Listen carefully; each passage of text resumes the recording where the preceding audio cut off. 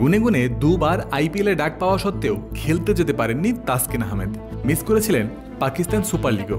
ইনজুরির সংখ্যা থেকেই তাসকিনকে যেতে দেওয়া হয়নি বিদেশি লিগ খেলতে। শরীফুল ইসলামের গল্পটাও অনেকটা একই রকম।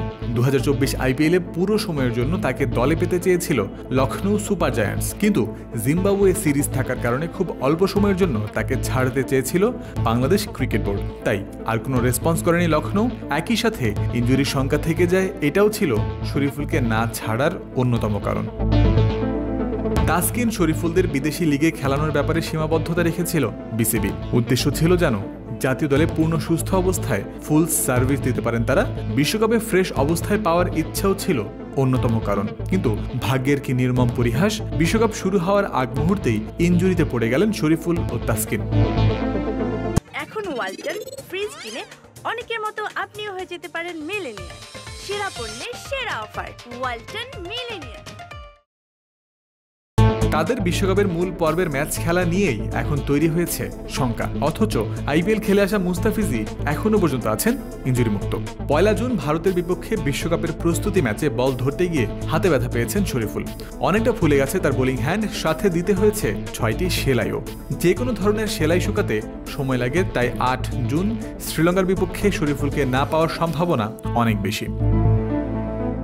অন্যদিকে তাসকিন আহমেদ পাজরের ব্যথা অনুভব করেছিলেন জিম্বাবুয়ের বিপক্ষে সিরিজের 4র্থ ম্যাচে। এরপর দলটির বিপক্ষে শেষ ম্যাচ এবং আমেরিকার বিপক্ষে 3 ম্যাচ খেলা হয়নি তার। সব শেষে মিস করেছেন ভারতের বিপক্ষে প্রস্তুতি ম্যাচটাও।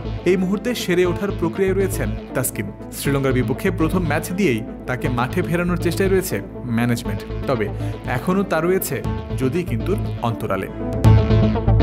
অন্যদিকে ভারতের বিপক্ষে ম্যাচে হাতে চোট পাওয়ার পর শরীফুলকে হাসপাতালে নিয়ে সেলাই দেওয়ার পরবর্তী করণীয় সম্পর্কে জানিয়েছেন বিসিবির প্রধান চিকিৎসক দেবাশিস চৌধুরী। মাঠে তাৎক্ষণিক পরিচর্যার পরে শরীফুলকে খেলা শেষে নিকটস্থ নেসাও ইউনিভার্সিটি মেডিকেল সেন্টারে নিয়ে যাওয়া হয়। ওখানে হ্যান্ড সার্জনের তত্ত্বাবধানে ওর এই ক্ষতের উপর একটা মাইক্রো সুচারিং করা হয়। 6টা সেলাই পড়েছে।